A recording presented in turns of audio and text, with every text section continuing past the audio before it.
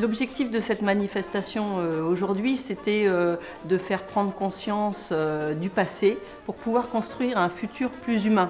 L'objectif également, c'est de faire prendre conscience aux jeunes par l'art et la culture de notre histoire et de faire en sorte qu'on soit moins submergé par l'émotion. On a choisi le chevalier de Saint-Georges pour lui rendre hommage sur cette journée parce qu'il était mulâtre et qu'il avait de nombreux talents artistiques.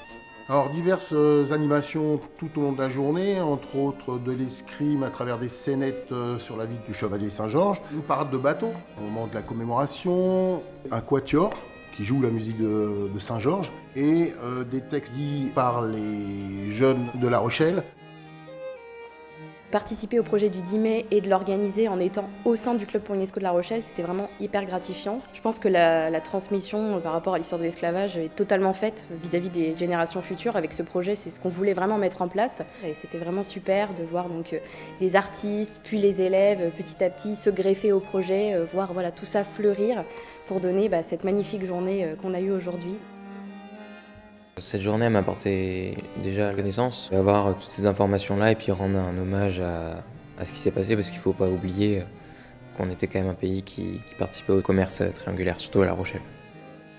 Affirmer que la diversité est une force, qu'il faut respecter la liberté d'autrui, que nous devons accepter notre passé pour pouvoir se tourner vers l'avenir, ce sont les messages que nous voulons faire passer aux générations futures.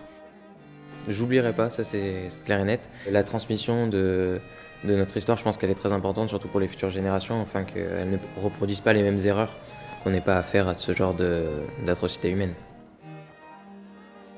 Je pense que l'ADN de la manifestation du 10 mai elle va tenir à peu près en 3 mots.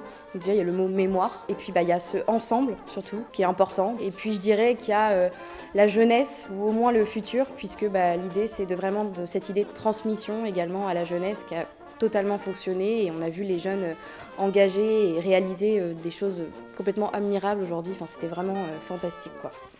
Ce que j'attends de cette journée, c'est que nous agissions ensemble pour que cet événement puisse marquer la reconnaissance de cette histoire. Et nous souhaitons vraiment que cette journée soit une belle fête de la fraternité.